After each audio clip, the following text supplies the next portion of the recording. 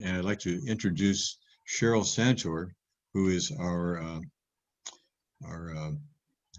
moderator for tonight. And she will take it from here and introduce each of our panelists. Cheryl? Thank you very much, Roger. So on the screen, we have the pictures of our attendees on our panel tonight, and I will go through each one and have them introduce themselves. Eric, would you like to take the controls now and talk about yourself? Am I loud and clear? Can you hear me? Yes, hear you fine. Yes. Oh, marvelous. Thank you very much, Cheryl. And very nice to see you. It's been many Good to see years. Missed you. And Roger, great to see you. And yeah, and everybody on the team here. It's terrific to see the continuity here for this great organization. Very excited about that. I sent a note to everybody in the text that I must apologize in advance, but I've had an issue come up on a case that I'm going to have to attend to, unfortunately. But I would like to participate on the panel as long as I possibly can until the client is screaming, if possible. For those of you who don't know me, my name is Eric Lakin, and I am with a firm called Kroll. We recently became Kroll about 2 months ago. Previously, we were known as Duff & Phelps since 1932, actually. But about 3 years ago, we bought a company called Kroll, which is a storied investigative agency, and and cyber technology firm. And we decided to rebrand the whole company as Kroll. This was largely because we have 70 offices around the world now, and over 30 countries, and we were operating under 6 different brands, and trying to keep that straight was kind of challenging. So we figured, which one of these brands is the most well-known name? And after we were informed by our experts on the topic, it became Kroll. So here we are. I'm now with Kroll. I've been with the firm now for about 15 years. I was brought in from another consulting firm called Navigant Consulting. And prior to that, I was with a firm called Online Security, which I founded in the 1990s.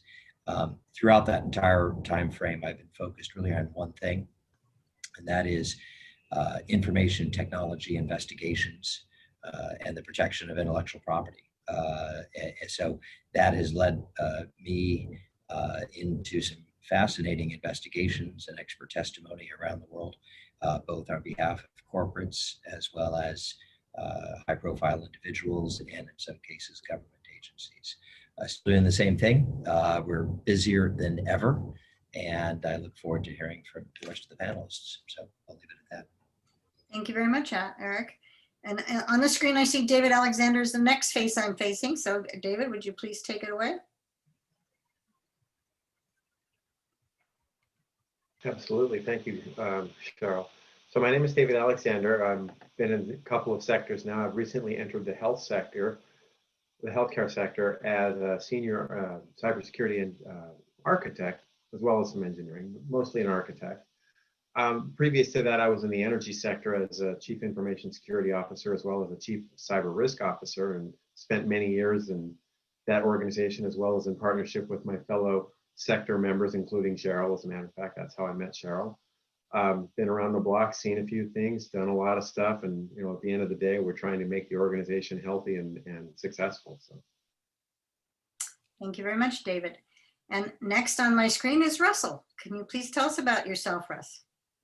Yes, thank you. Thank you very much for having us tonight, Cheryl, by the way. I really appreciate this opportunity to get to know each and every one of you. My name is Russell Densmore. I am the Global Data Protection Leader for Raytheon Technologies, but I must make a disclaimer that I'm not here representing Raytheon today. I'm here representing myself and actually the work that I've been humbled enough to be a part of as the chairman, executive editor, and co-author of the CIPM certification for the International Association of Privacy Professionals. We are currently in our 3rd edition revision of the textbook. I've been involved as a privacy program manager now for a little over 15 years. And so I'm here to help just share a little bit about privacy and building privacy programs if anybody's interested in that. So thank you for having me. Thank you very much. So that brings to light the topics that we're going to talk about tonight: security and privacy and the new normal.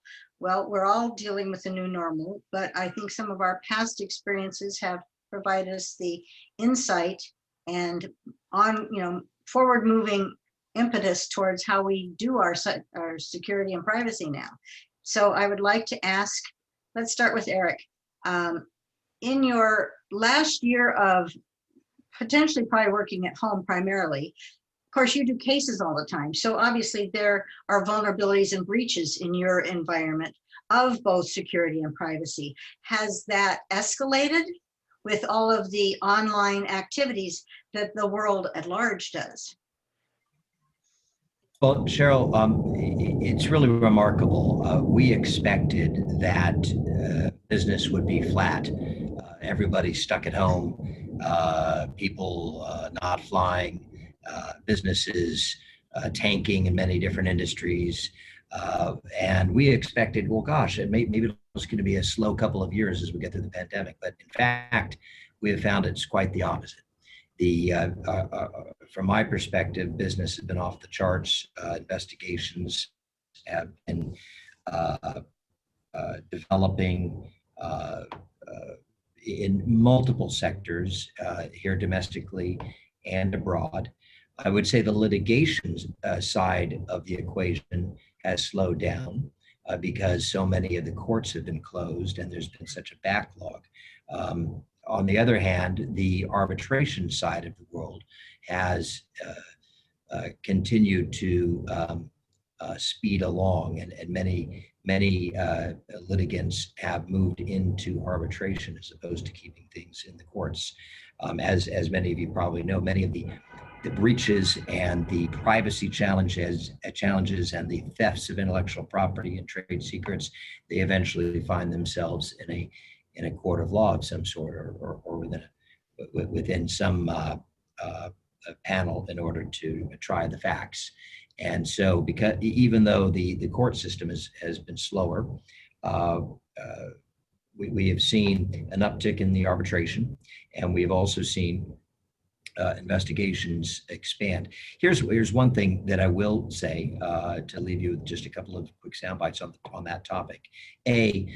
Because individuals are working from home, and we have seen that many of them have really taken a very different perspective on the sanctity of data and whom that data belongs to. It's almost like there's been a psychological shift where individuals working at home say, well, gosh, I'm at home. This is the data that I'm working on. This is mine. I can do whatever I want with it. And they can move to another company, or they can start their own firm and take the data with them. And that has been a really interesting sort of development. On the issue of sort of cross-border investigations, I think we've also seen an uptick on that as well, because now you have individuals and companies who cannot rely upon face-to-face meetings with other individuals to sort of hold them accountable. And as a result, we've seen an uptick in fraud, where organizations or individuals within organizations feel that they can operate with a little more impunity. It's kind of like the Facebook effect, I like to call it.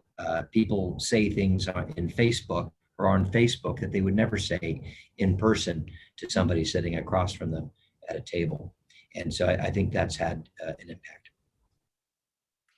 Thank you very much, Eric. So, David, have you seen any kind of increase in activities in the security and privacy realm for the hospital? Yeah, absolutely. In fact, there's been a very large movement from the board on down through the organization, and specifically in our organization, where there is a heavy focus on the concerns around privacy and especially around ransomware. Ransomware itself has become a significant focus for everybody in our organization, all the way up the entire vertical. In fact, just in response to that particular issue, they have actually engaged and established a senior leadership committee that's responsible for incident management now, that never existed, with a specific focus and execution of playbooks and preparation guides around ransomware and that threat. That's one of the biggest threats, shifts that we've seen in general. And it's just a remarkable reaction. And the entire focus around that is PCI, it's EPHI, electronic patient health information, all of that kind of thing that from a privacy perspective, we're very concerned about. And for us, it's not just our patients. We are also a nonprofit organization. So we have a very, very strong philanthropy group as well. And so there's a lot of focus in that area, again, around our donors' privacy. So we have donor privacy, we have patient privacy, we have HIPAA specifically. In addition, we also have, of course, our employee information. So we have several prongs of critical privacy concerns. So you jump from. Cheryl, can I just jump in on that and Sure, give sure, David please. a quick? This is supposed to be a discussion. Good. So as long as I can be here, I want to sort of make it interactive. But David, I just want to throw a little factoid out here, which I found interesting. Today we released our annual cybersecurity. What do we call it? The State of Incident Response 2021. We do this with Kroll. We do this every year for many years, and it's a big report that comes out. We poll companies throughout the world and get some really good metrics and feedback. And to your point, David, it's very interesting. Of the identification of threats, the security leaders throughout the world that we interviewed, a full 57% of them indicated that exposure to ransomware attacks was their number one concern of all the things that it could be out there, and that was by far the largest. We had like 10 or 15 categories. Ransomware is absolutely up at the top. So I just wanted to buttress what you. So that leads into Russell. I think you have something to say about privacy. You even have a certification. Oh, I've got a few of those, and I've led one of those. So yeah, thank you very much. Let me see if I can answer your question first, and then I also have a confession. If I can be the first person to confess tonight, that might. Please confess. We all are honest. Okay. So I guess what I'm going to say is the biggest change that I've seen, and what I'm seeing driving this stuff today is I've had the rare opportunity to merge two really huge privacy programs together.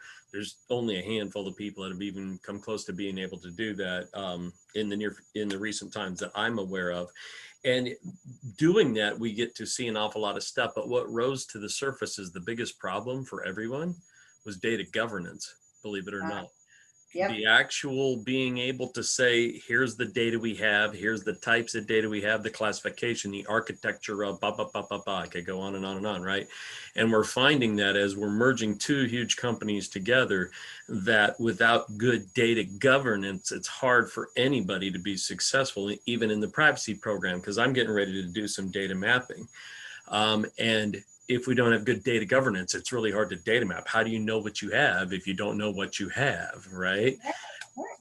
So so here's my confession though. So in this new working from home thing, which I've been working from home for the last 15 years, but hence COVID, right?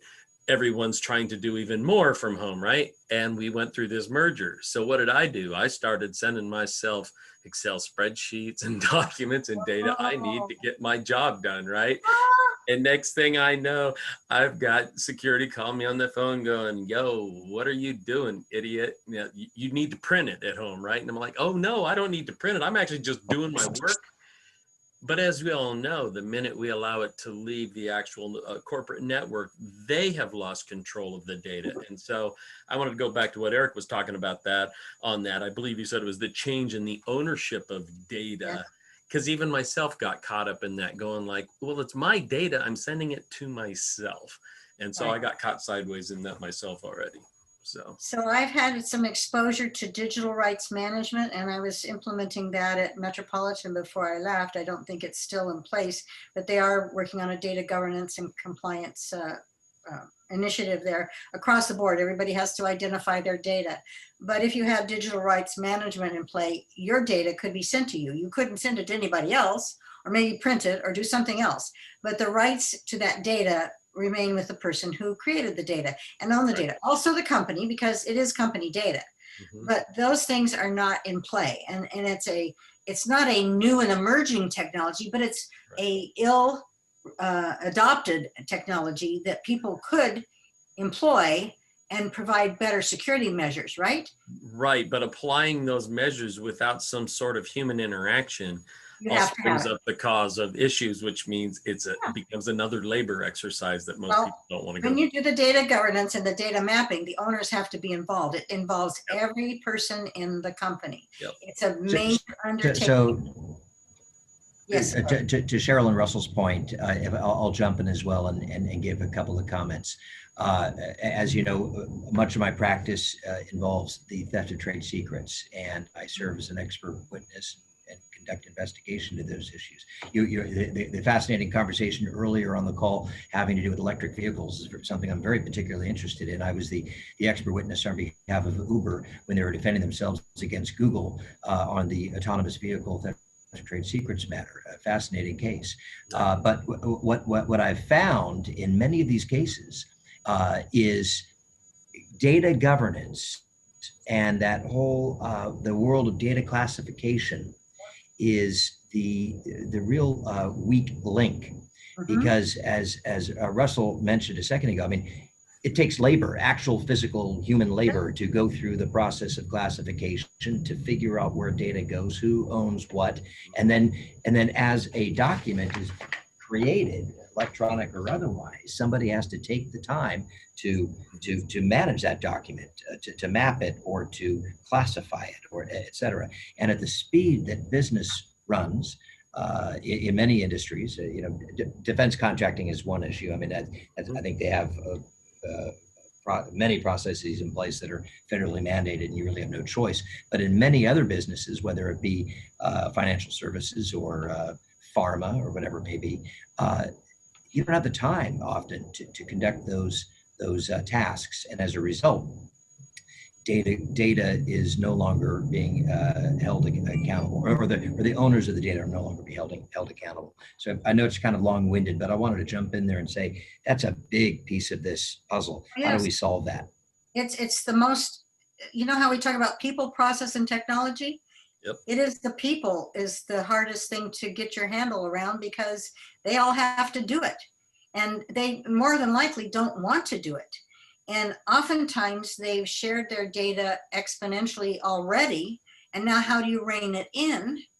So in our organization, we did a BIA examination. We found we had over 700 applications. We said, what? We don't have 700 applications. Well, it turns out everybody in their own personal workspace created an access database related to their workflows, and it was critical for their workflow. So now all of a sudden you have 700 applications that we have to recover in case of an emergency, right? And I'm going, you gotta be kidding me. Why wasn't there a SQL environment created for this? Oh no, it's all independently initiated. And so you have all these rogue applications that you have to take command of, but also all the data that it generates. And then you have all the core data that's created from all the core applications. Companies are becoming the Library of Congress with the amount of data they collect. And then to have people sit down like we are all right now and look at all your files and structures and do something about it. When are you going to have time to do that? In your sleep? And half the time, there in most of these organizations, there's no one central individual or team of people that understand the entire corpus of data and who the owners of that data are and the systems involved. And God forbid one of these entities go rogue. What do you do? Yeah, most I The would other have challenge that we go ahead. I'm sorry, John. Go Oh, ahead. I was just going to throw in real quick that, yeah, most companies really do not understand the depth and the breadth of their own networks. It's almost impossible to do even with data mapping software. Yeah. Yep. The other challenge, of course, is you have turnover as well. We have instances where there are applications and there are services being provided in that shadow IT space where the original owner or the inceptor is actually left 2, 3, 5, 7, 8 years ago. And so those rogue applications, those rogue storage points, all of that comes to bear its ugly head years after somebody's even left. Yep. At Metropolitan, before I left, there was an initiative a couple years prior to my leaving that was data classification, and there's a whole department in charge of that. And the senior management is behind it. but it's been 4 years later and they're still working on it. It's going to take, and we actually had analysis of other large companies and some of them that put some of these processes in place. It's been 15 years and they're still working at it. So it's not an overnight success. It's like the star that becomes a success and they worked at it all their life, right? It's going to take a whole lifetime of a company, and it's an ongoing process because new data is created every minute, every second. So it's the big elephant in the room. And what do? You take one bite at a time to eat it, right? Yep. But, and will you ever be done? But if you show your due diligence and that you're engaged in it and wanting to do some of the tools and techniques around it, you might have a better propensity for people to own their data appropriately and not do the thing. I often told people when I gave a new hire orientation, when you walk through this door, you are a corporate entity. You belong to the corporation. The work you do for the corporation is all theirs. So therefore, it's not your place to make decisions about the data that you have, use, want, whatever. You have to have permissions if you are, because we are critical infrastructure that's supporting data. They weren't on the critical systems per se, but on the business side, that data supports that company. So you had to give them the, come to Jesus talking right away, because they had to know that whatever they do affects the organization they're working for. And, I think of it like children. If you tell them at the first, now granted, I came into the company way after a lot of these people were there. So they were all free forming whatever they're doing anyway. But if you could get the initial people at the beginning when they walk through the door, they're very anxious to please. You often get a better psychological aspect behind the person. I mean, some people are going to go rogue no matter what, right? There's just no ifs, ands, or buts. But oftentimes I'd give them that come to Jesus talking about this data belongs to the company, the computer belongs to the company, et cetera, et cetera, et cetera. And with that in mind, hopefully, and I'm saying hopefully because I don't have any stats to prove it, that they operated accordingly. So Cheryl, if I can jump in on that comment, I think it's a very interesting one.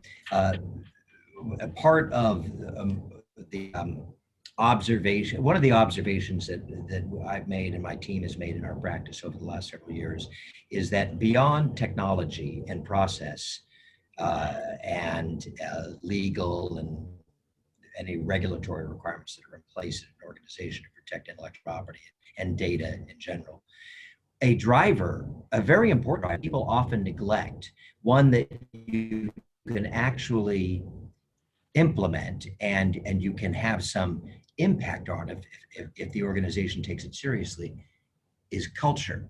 Yep. And what you're talking about is culture. You get down with people and you speak to them. You explain to them what the expectations are. And culture, I mean, I had a massive data leak matter with a big global bank for the last 3 years. And it was leaking like a sieve. It was kind of like the White House, right? And we couldn't nobody could figure out what was happening. And all the technologies were in place, all the systems were in place, check all the boxes. But as we dug into it and conducted our interviews throughout the enterprise, the conclusion that I came to was, you know what, you don't have a technical problem, you don't have a process problem, you have a culture problem. And it starts at the top, because they would make exceptions for certain key individuals who were major rainmakers. When they would get caught doing something they shouldn't do, they would slap their hand, but they wouldn't fire them. And that trickles down through the culture. And it was devastating for the organization. Once we were able to get them to turn the corner and make some personnel changes and to institute a new longer could report on this organization, real intelligence. That's good to see that works, because I've always said to everybody that I've ever worked at in every organization, security is everybody's responsibility. And it goes for privacy too. If you have a clean desk policy at your bank, you better have a clean desk when you walk out the door that day, right? Because the janitor could be taking the confidential information of the clients, right? It goes across the board.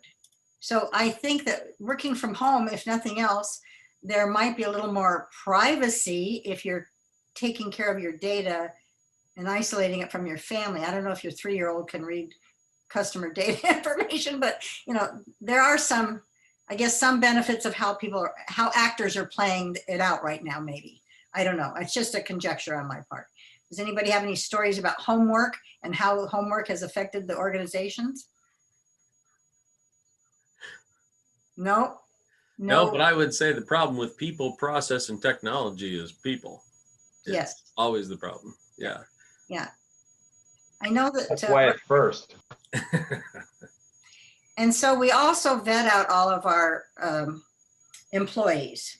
And I've often found that people don't continually vet out employees.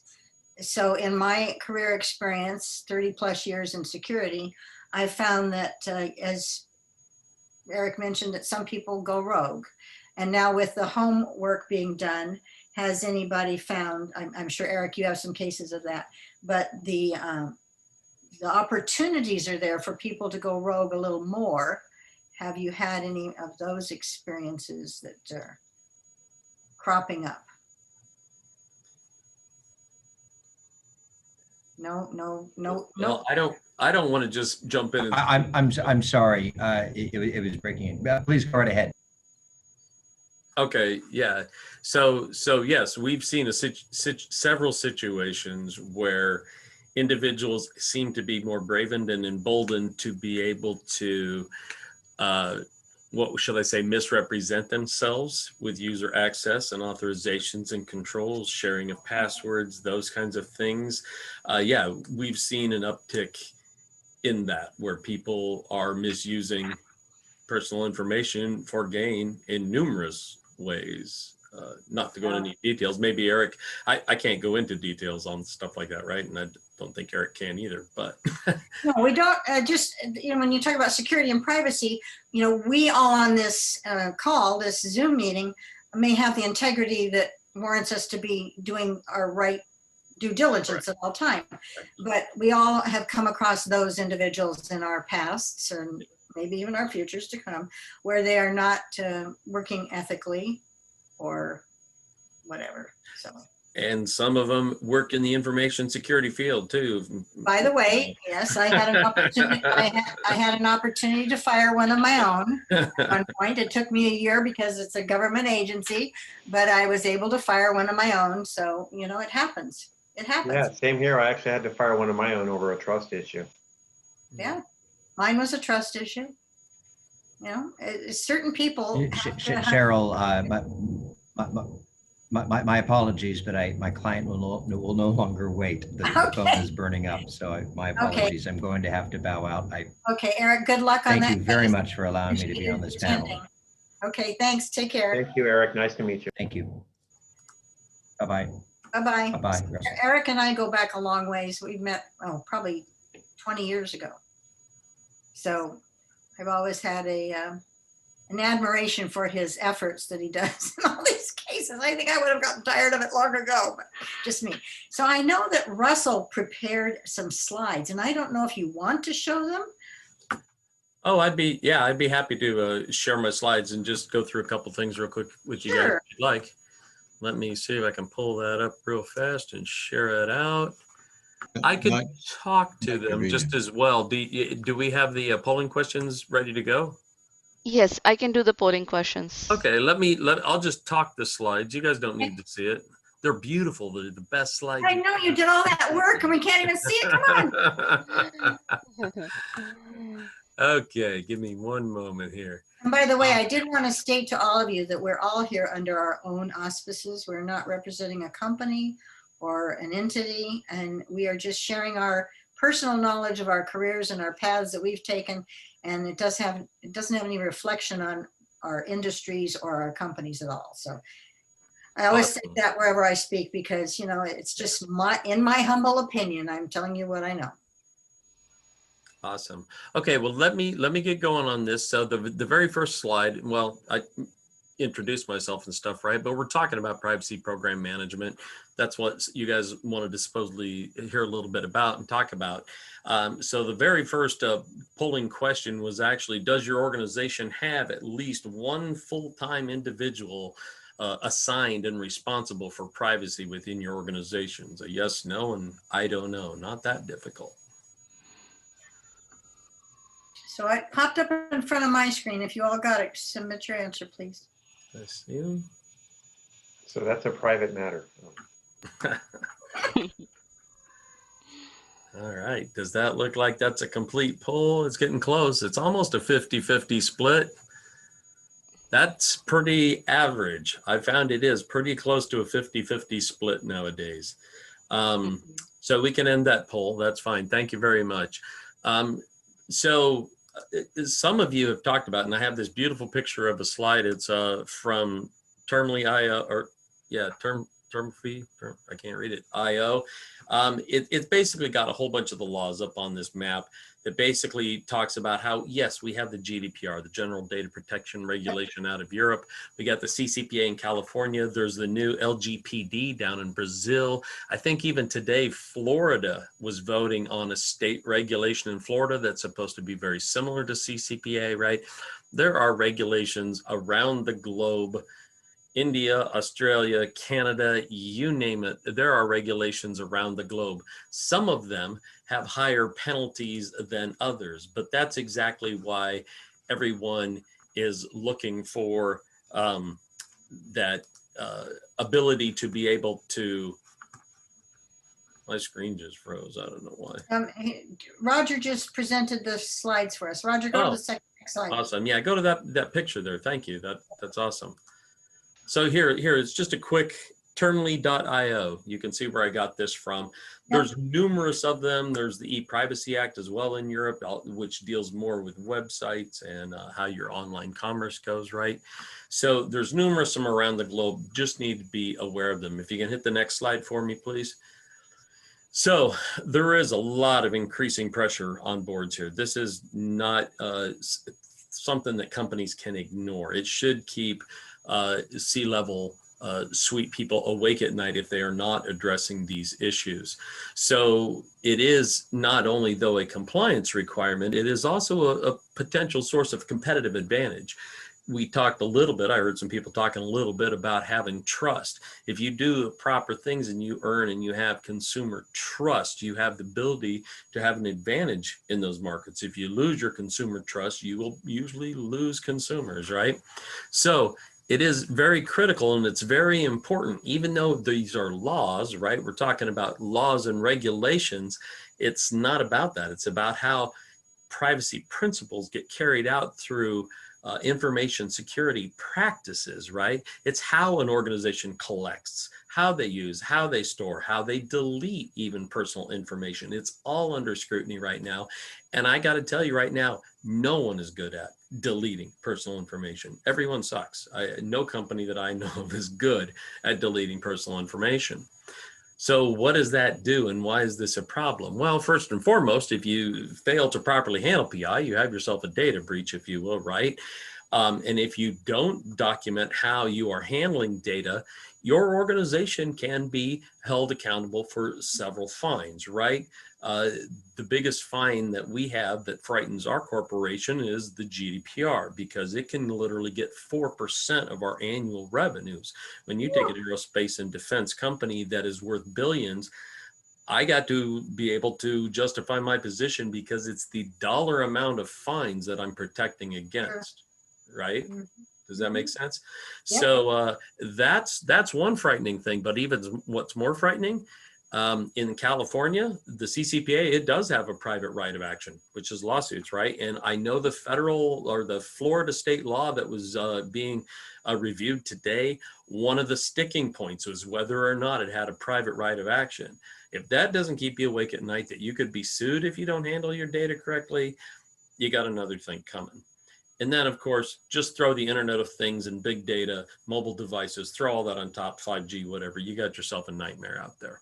Next slide. Next polling question.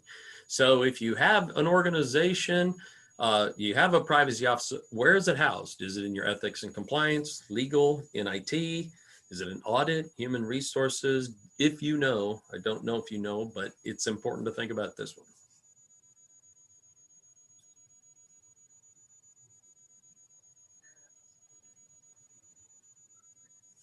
Numbers are jumping around there. Okay. This looks pretty normal to me. Legal is usually the lead one, where you'll usually find it within, as I said earlier, it's based on laws, on regulations, right? And then after that, you do oftentimes see that it is housed under a CISO. Again, as I mentioned, all those privacy principles get carried out through information security practices, right? What I would say about where you house a privacy program, I think it matters more, not so much which one of these functions you're in, but that you have the proper executive support. And when you have that support, that means people will listen. And I can tell you, oftentimes people don't listen to CISOs. You guys probably know that. You guys probably got to fight over things. Sometimes they listen to CISOs, sometimes they don't, right? Most of the time they listen to legal. When legal says something, most people usually listen. Ethics and compliance, same thing. It depends on what it is. But if the message is coming from the top, everyone listens. But if you don't have the message from the top, it really doesn't matter which one of these organizations in. I think you'll have a rough battle to have a good privacy program. We can go to the next slide.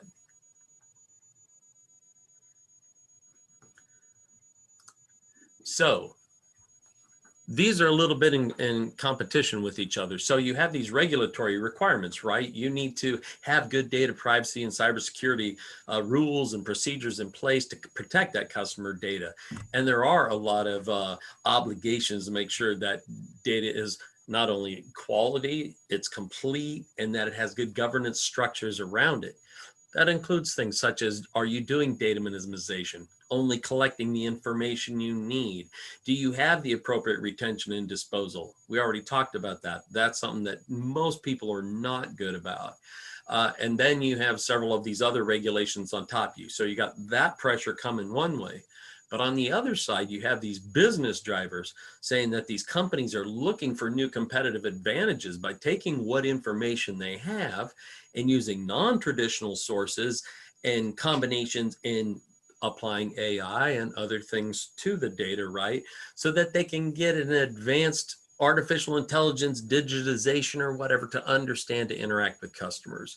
I think one of the best things that I can say about this is like Spotify. I don't know if any of you use Spotify or any of the other streaming like music services, but you can actually go out and request to get back your profile from Spotify and they will send it to you. Mine was numerous pages in length. And when I went back to look and see what I had listened to and to see all the data they had collected about me, it was absolutely astonishing. And in fact, Spotify will tell you, we know more about what you like than you know about what you like. Okay. So it's almost creepy in a way, but this is the way. So, and this is where the privacy aspect comes in. You can collect data about people, but you cannot use it per a lot of these regulations in ways that it was not permitted to be used, right? That's the basis between a lot of this. And it puts a lot of companies in conflict is what it does. Next slide, please. So again, I'm not trying to dig into every detail about how to build a privacy program here, but just saying if you're looking at building one, you want to do one, you know, I'm always available to anybody here. If you have any questions, I'd be happy to consult. But, you know, if you're going to be building privacy programs, these are the things you should be thinking about and asking yourself, you know, are we being proactive? Are we putting our first step forward? You don't ever want to be reactive when a regulator's knocking on your door. Right? You want to be proactive. And do we have the proper leadership support? That's what I was talking about. It really needs to come, if not from close to the top, the top. Also that you need to know, we talked about this a little bit and about data mapping and good data governance. You got to know what information you have. You got to know if your data is good. You got to know where it's stored, and you got to know what your technical and organizational and security measures are around that data to make sure it's protected. And then of course, do we have that adequate data governance foundation and strategy? That's what we're seeing a lot of it lacking recently. And do we receive and retain the right information to make good key business decisions? And are the privacy compliance functions positioned to support the business's objectives? You don't want to be a hindrance. You're trying to help the business do the right things, and you want to support those business objectives.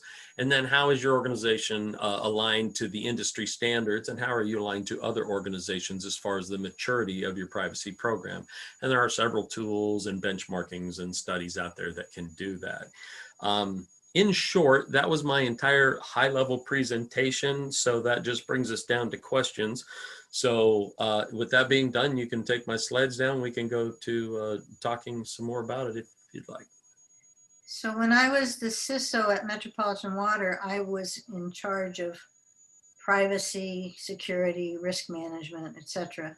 Not risk management for the business side of it, but the risk management for the cyber and systems side, right? Mhm. But I did partner very closely with both legal and HR to make sure that all the policies and procedures and things that we did within the organization protected all of the employees of the company, first off. And then our customers were actually municipalities. So I was lucky in that respect because I didn't have paying customers coming on board trying to, I don't have to collect any information from them. However, David has a different analogy of that because he dealt with the customers at large throughout all of the region of Los Angeles where he worked. Right. So our environment was, we always measure it in meters, right? So we had 2 million meters. We had 800,000 water meters and 1.2 million power meters. So it was funny because I remember speaking of this, I remember reaching out to Cheryl one time. This is back in 08 or 09. And I said, hey, Cheryl, how do you handle PCI? And she thought for a moment, kind of chuckled, and she says, well, none of my 35 customers actually pay by credit card. So that PCI DSS doesn't apply. I get it. I was very lucky. I told you that. Yeah, that's a challenge is we're all doing everything online. Organizations, people, all of this privacy and security around our data, whatever that data is in our personal lives as well as our corporate lives. And they can get extended into each other at some point. Very risky business. Mm-hmm. You have to remember where you're at and what you're doing a lot of times because it's important. I remember one time we used to do brown bag lunches and we used to teach people different things. And one time we were doing how to use the internet safely. And this is quite a while back, by the way, it's not recent, but this woman came up to me afterwards and she said, so I never knew I had to have the lock when I made my payment or that it had to be HTTPS. And I said, she said, so that's how they got my credit card information and used it, right? And I said, yes, that's it. And there's still a lot of people that are novices out there. And I'm assuming with this lockdown that we're in and people doing things more online and, thinking they're safe and not sorry, this has happened a lot over the past year. And it's just, I would like to see some kind of statistic come up with that. And I don't know if there ever will be, but I'm sure that everything that anybody does nowadays is considered a risky business. You're ordering from your Amazon daily or your market. How are they protecting your information? Well, if they're large corporations, they probably have some measures in place, but they in turn have employees and people that, as Eric mentioned too, that can go rogue. There's insider threat, that's for sure. Yeah, insider threat is still out there and it'll never go away. I'll tell you a little story. I worked at a bank in the Bay Area. It was a national bank. And we had all the privacy and data security measures in place. And we had the normal tellers at the stations, but we also had some bank representatives sitting at the desks where they could interact with customers. The customer could come in and they said, could you look at my account or could you see how much I could take out on a loan and stuff like that? Well, we did not have them have ability to enter data or change data, anything like that. But we had an employee go rogue and that person was able to print data. And so they would take the customer's data and hit print, print, print, print, print, print, print. And they had sheets and sheets and sheets of customer data information. And they sold it to a credit card fraud gang. And they were using those customers' information to make fraudulent credit cards. And the only way we found out how that was occurring was the manager at the hotel where that credit card fraud gang was holed up at was wondering why they were paying with a different credit card with a different name every month to pay their bill. And it led back to this employee that was doing print screen, print screen, print screen, print screen, print screen. So even though you have all the data privacy and all the security in place, there's more in-depth things that can be done. And everybody has to be looking at what ifs all across the board. What if I could do this? What if I could do that? And those questions are not highly asked all the time. So you need to go to your corporations or your own environments and ask, what if? So what if you post something on Facebook? Hasn't that been a thing that has come back to bite people regularly? Because your privacy has been, you've posted something and now people have taken it and now used it for something else. These simple things in life are things that we all have to be conscientious of. So, any examples? Any thoughts? I know with Dominique getting into this world, she was teaching children or people before. You can take the psychology from that and apply it towards real life experiences in the IT world.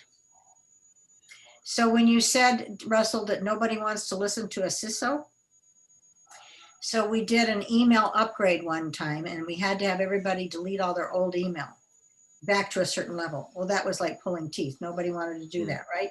That's my data. I'm going to keep it no matter what. Well, it wouldn't go on to a new system. So nobody was paying attention. So I used a psychological ploy and I give it to all of you and it works very, very, very well. If you send out a global email as the CISO to the whole company, they're going to ignore it. But if you send it out to the whole company and do it as a BCC, in other words, all the names are in the blind carbon copy, right? It looks like I'm talking to you, Russell, and to you, Nilu, and to you, Dominique. They don't see all the other names. And they would call me and say, what do you need me to do? Because I'm pointing them out. I'm personally addressing them, correct? I didn't write thousands of emails. I wrote 1 or 2 or 3 because it, groups of people. But it looked like are you talking to me? Yes, I'm talking to you. And it's as simple as that psychology that made people step up to the plate and do the right thing, by the way. Because I'd also say, and if it's not done by a certain time frame, I'm going to copy your manager. You have to use ploys to get people to react. Otherwise, they won't. It's common sense. It's just on your part as a technology person, you have to get around their hesitancy to comply, right? Because if they can get away with anything, it's taken too much of my time. I got to do this over here. I could care less about that. Well, this was an initiative across the whole company. So you had to have everybody pay attention. And we did. We got it done. It was a lot of work, but they all cleaned up their mess. So those are the types of things that we have to look at when we're dealing with data. It's governance, it's privacy, it's security, and how we treat it and what we do with it. So it comes back to people. Always comes back to people, that's for sure. So privacy program management is obviously way more than just protecting people, on the internet or from their Facebook accounts or whatever else. Privacy program management deals more specifically into what are the processes, what are the procedures in place that organizations have? Are they being transparent about their data? It's about before you collect data, do you give notice? Do you opt in? There's numerous moving parts of privacy program management that are more about analyzing the way a business is conducting itself. It's have you got the proper protocols in place? In fact, actually the CIPM, I was actually thrilled this last year that NIST and the new NIST standards that came out around privacy, they actually put out a public statement stating that they align with the CIPM. So I was like very pleased to understand that, yes, if you take this framework of laws and regulations and things you must do, and you apply a life cycle methodology to it, where you first of all assess, then you protect, then you sustain that, and then you respond as you for incidents and for other responses you have to do for data subject access requests and things like that. It's more of a framework and an actual life cycle that sits on top of it. And so it's reusable, it doesn't die, it's always fresh, you're constantly improving, you're constantly working. And it's all about how are you taking care of your own organization and your company so that you can tell to a regulator, I'm doing everything I can to comply to everything you're telling me I have to do here. And a lot of that is carried out through privacy impact assessments, where you're assessing a lot of things about the information, not just the security of the information. Security is a part of it, but oftentimes we let the information security teams handle that information security review. We're looking at, hey, what are you doing? Are you encrypting? You know, you're asking some of the basic security questions about it, the different things in transit, at rest. Are you de-identifying the data? Is there anything you're doing? And more than anything, the biggest question all the time is, why are you collecting all this data when all you needed was this data, right? And that's the one. The data minimization is one where I try not to use terms like privacy by design or default, but that's exactly what it is. It's all about building in the protections for people up front before you launch a product or service or application out on the web, making sure that you've built in the things you've thought about all these questions first and foremost. So at any rate, if anybody has other questions, that would be great. Otherwise, So you set out on the web, so primarily you're dealing with the information that people can get to from the web, because internal data has the same requirements, correct? the internal data is what I'm talking about. That's what most of the privacy program management is about Okay. about your internal data. Sure. Yeah. But if you collect data from the web, then, and it becomes your data, it's about how you protect your data, not about how you're protecting yourself out on the web. No. I just wanted a little clarification on that. Thank Sure. you. Yep. Mm-hmm. So with HIPAA, HIPAA, Yep. and doctors thwarting that data back and forth with small devices, David, how do you put those securities in place? Well, we have an evolving field of small devices. We actually have products in place that do active system monitoring. We have a combination of several different technologies that do network mapping. And one of the biggest challenges we have is effective isolation of what I would term loosely medical devices. In our environment, we have a substantial variety, technical complexity, all kinds of different stuff. We have a computer that can run an MRI device. We have a simple scanner that will work over Wi-Fi and report back to a reporting station, et cetera, for nurse monitoring. We have paging systems that are all involved in the clinical aspect of it. On the research side of it, every technology they use nowadays has some kind of computer interface or data offloading component. And of course, you can't modify any of that or touch any of that, otherwise it breaks this delicately engineered equipment. Sure. So a lot of it is around micro-segmentation. A lot of it is around detection and threat analytics. Some of it is arguing and badgering the vendors and demanding that they try to do some update or some kind of, what is your roadmap? It's a lot of conversation and discussion as well. We're about 10 to 20 years behind, but we're trying to catch up to be in last place right now. And I had a friend that worked in the medical field at one of the major hospitals, and she was just astounded at the sharing of data that the doctors would float back and forth to each other, because they were actually working on a case and it was a patient that was involved, and it was critical for the patient's health and well-being, but that data it's not only sensitive, but it wasn't protected. And this has been quite a while back. And I know that some of those measures have been put in place, but it's right.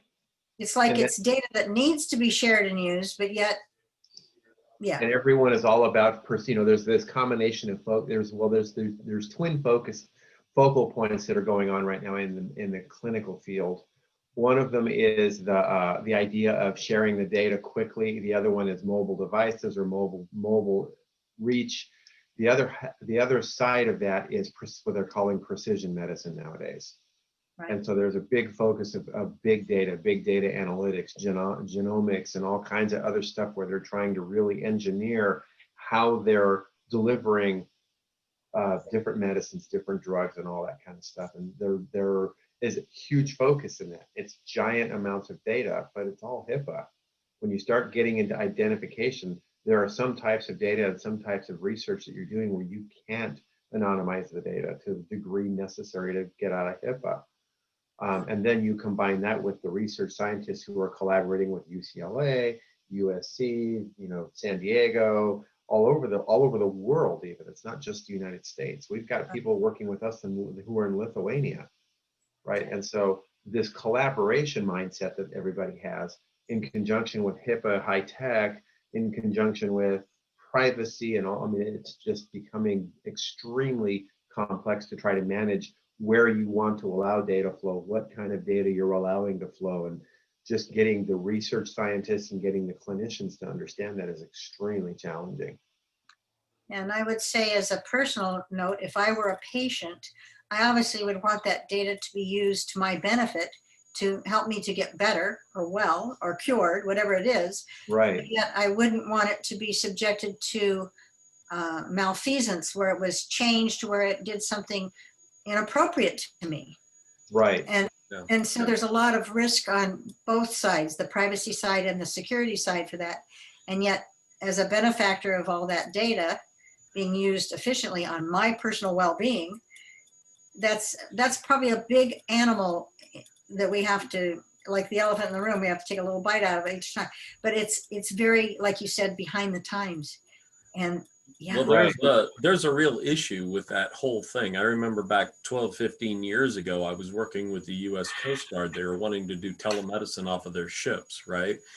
And the problem was not that the telemedicine didn't work or that we couldn't find ways to secure it. It's that using the AWS cloud or the different cloud structures that were out there back then did not have the built-in security to properly protect the Human Genome Project. I was working on several of them too with some of the universities previously, and everyone wanted it to work. Everyone was looking for a way to do it. The problem was no cloud provider would step up and say, yes, we promise our environment's secure.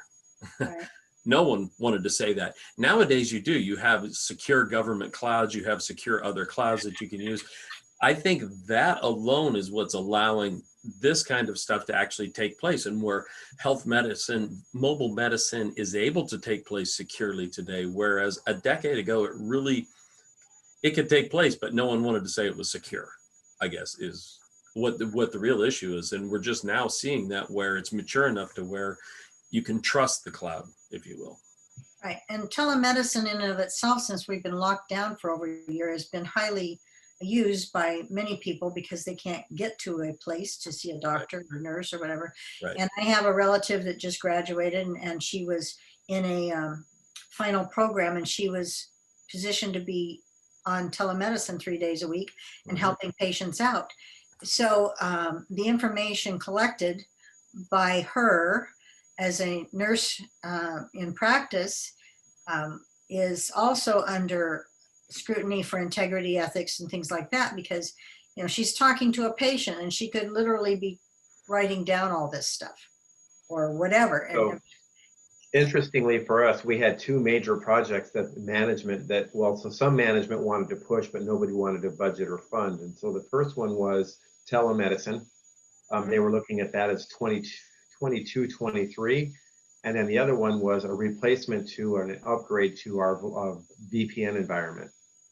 And so March of 2020 is when those projects started to kick off, and they were both done by June, mysteriously so. Right. Yeah, because they wanted to have people engaged and get their medicine. But I guess the point is, think about it. If we would have had this pandemic a decade ago, we would not have recovered the way we did in today's society. We wouldn't have the facilities to do this stuff at all. No. It wasn't available. We weren't there 10 years ago. Yeah.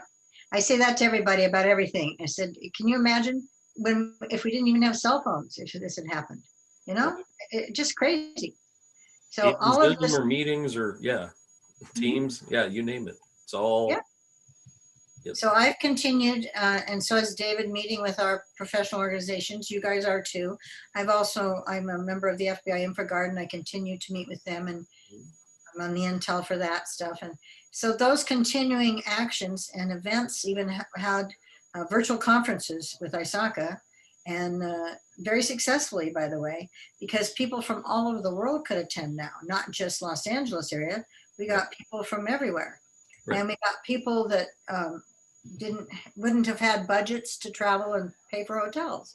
So those are kinds of things that are valuable that we see in this new normal, that some of this is going to continue, and it must, for the expansion of data sharing. In this case, we're sharing about security and privacy, but also the fact that it's more convenient for people. You can be online 24/7, whereas you go to work and you have a set number of hours.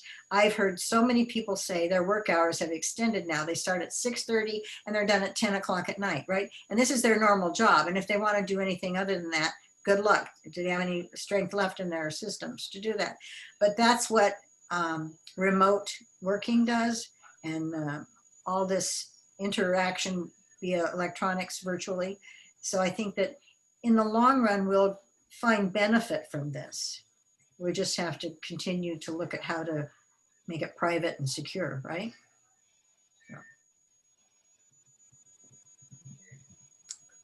I have a question. Yes. You and the panelists have been talking about the secure cloud is now here, and that's such a great thing to hear.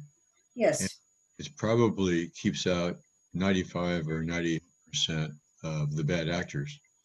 But aren't there still potential issues where nation states or whatever would make major efforts to get in?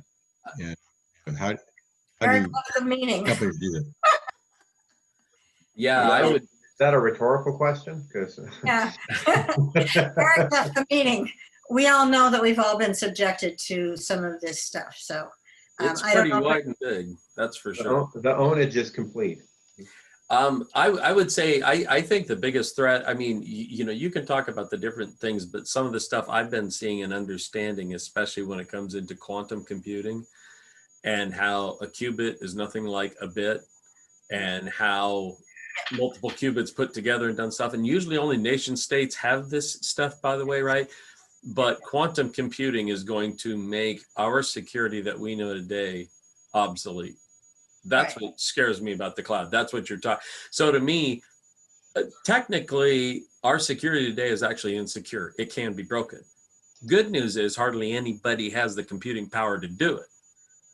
But eventually, and as quantum computing comes around, we're going to have to develop quantum security to counteract the quantum computing threat, because quantum computing can crack virtually any encryption stuff that we have today relatively quickly. So that's just my 2 cents. I don't know if other people want to say anything on that or not. Well, and there was talk, and I don't know if it's been developed yet, about a separate network for government systems. And I don't know if that's ever come to fruition, but I think back channels are always wise. yeah. And, the security of our nation is more important than anything. It trickles down from there, I guess. I know people don't like that trickle down theory, but the idea is if we have a government in a country that's safe, hopefully the rest of it will come about. It might take longer, but I'm more concerned about that than anything, I think. Thank you. I know when I first had encounters with the cloud technologies, both AWS and Microsoft, we were hesitant to do that. And the reason for that was there was some restrictions on authentication and authorities related to that. And it meant that it wasn't connected with our company directly. People could do that from anywhere.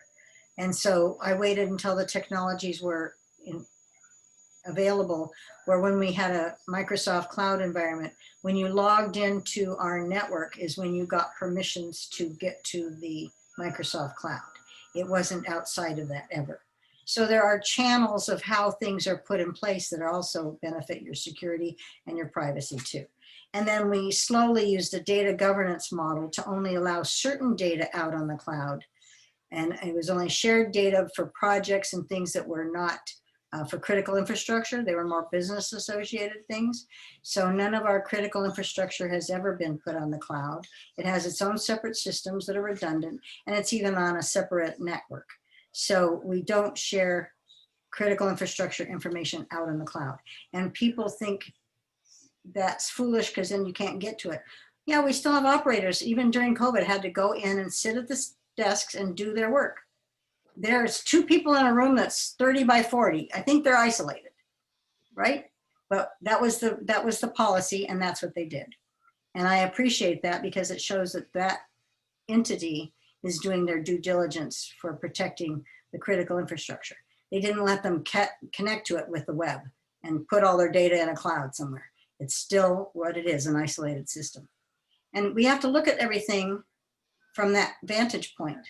That what if, again, I say, what if this were out on the web and anybody could get to it? What could they do to the water systems, right? What could they do to the electric grid? Well, Yeah, one of the challenges that we were running into in the near recent have been a lot of the regulations and a lot of the drivers of pushing the green energy and pushing everything green. And one of the things that have come out of that whole arena is the green energy effect on microgrids and other things that directly impact service providers to the end customers. Right. And so one of the things that a lot of the power companies have been trying to do is from a long time ago, substation automation, but distribution network automation has become a very big thing as well, where they want the substation to be able to get data and flow information, power flow information from the lines that go out of the station all the way up to individual transformers and such. And then there are also sensors along the line so they can find outages, right? So that the trouble crews can respond faster. Well, most of that technology has been developed in the last 5 to 10 years. And most of the engineering firms that are developing that type of technology are looking to the cloud for the data distribution. And so what ends up happening is as you start to roll out these different collections of data points, how do you bring that data back to a cohesive center? How do you make sure that you're not now interconnecting all of these micro cloud solutions together to get your picture of information? And so unless the IT organizations themselves are starting to architect to that evolution and to that technology, you're going to be lost when you try to go back and be the data custodians in those areas. And that's one of the biggest challenges that my old company was facing, was figuring out how that data custodianship would look. And so the executive leadership was prompted with the ideas of engaging data warehousing and bringing everything back to those data warehouses in order to manage the custodian chaos. Now, the cloud is not always a solution for every entity. No. Right. So you made me laugh when you said, what can they do to the water supplies, right? I have a funny story from I know what they can do. Don't bring me there. I had an investigation. We'll pull back the names to protect any of the innocent or whatever, but I was doing a computer forensic investigation where they wanted me, I imaged the person's hard drive, looked through everything. By the way, could not find anything wrong with what the person was doing related to their job. So let's just put that aside. But what I did learn was that this person in their free time, in their off time, loved to gift the water systems and the waterways around where they lived and out in the ocean. And they would go, and what the person was doing was creating these little gifts, and they had copper inside of them, and they had things, and it would like put into a resin, and they would take these gifts. And one time they even put out there, it's like, as we were out gifting, the dolphin appeared, and as we were throwing this in the ocean, and it was just God's way of telling us that we were purifying the water. Yeah. Okay, I didn't say that. You can go like that if you want. But what they were also doing was they were taking and gifting the local wells. They literally had pictures of them going, opening up the water supplies and throwing these gift items into the water supplies as well, thinking that they're helping people. Okay. And that's where, when I went back to give the report, it's like, I don't know if the employee's not really a problem, but you know what you have a problem with is, I don't know if it's really illegal what they're doing with gifting water supplies, right? And I couldn't prove that what they were doing was dangerous. And I don't know where the investigation ever ended up. But have you ever had anything like that where you've heard of people gifting or whatever your water systems? No, that hasn't been the case. I do want to tell you, though, that we were doing an initiative at the company many, many years ago where the CFO wanted people to be able to send us their reports of how much water they used to see if it combined with our reports to see if it matched so we could bill them appropriately, correct? And so we have, like David said, it's really 27 major municipalities in the Southern California area. But that's not it. We have several hundred beyond that because that's the primary key municipalities. Then under that, we have subsets of water companies. And it could be as simple as somebody owns a single well and they service 20 people in their neighborhood and they're the local water company. Wow. So yeah. In Southern California, there's a mixture of primary water suppliers and subsets of all different levels. And they wanted these people to connect directly into our system. And then we did a review, and a lot of these little shops had one computer, and several of them didn't have even antivirus on that computer. And I said to the CFO, I said, over my dead body, I will never sign off on this. You're not going to have them connect to our system. But those machines, those Windows for Workgroups machines don't run AV. It was like the most foolish thing I ever saw in my life. So you think about people and process and technology. I said to them, I said, well, you could buy them all antivirus, but there's other things that are risky beside that, right? Yeah. It's not, antivirus is not the cure-all, or having strong passwords is not the cure-all. There's a lot of misconceptions about, oh yeah, let's just have them all come on in our network and do this and that and the other thing. I said, no. So we set up a auxiliary system in our DMZ, totally isolated, put a box around a moat, and they were able to connect to that. They never got on our network. And then we would take that data and import it into what we needed to do, because like hell, they were going to connect to our network. That's the last thing on earth I'd do. And by the way, when we were talking earlier, it was mentioned about protections. Every single one of our laptops in our company had encryption on them. And then it turned out we actually put it on every single workstation as well. So, okay, if it's still powered on, you could get to the data. But if it was powered off, it'd be a wait at a door. Because I had all these remote people going places and doing things that I had no idea what they were doing, right? And we also never had system admin, not even myself. I refused to have it. The only people that needed that were the developers, and they were watched closely, and certain IT people. And I was a CISO. Why do I need system admin? If I need something done to my computer, I take it to the team that does that, right? Fix it, do it, put that on my computer. I'm not messing with, every image we had in our company was the same. If you had a special application need, you had to justify it and present it to IT. We put in the Mandiant controls that were identified with the Chinese hack years ago, way before the Chinese hack, because we're critical infrastructure. We're not messing with it.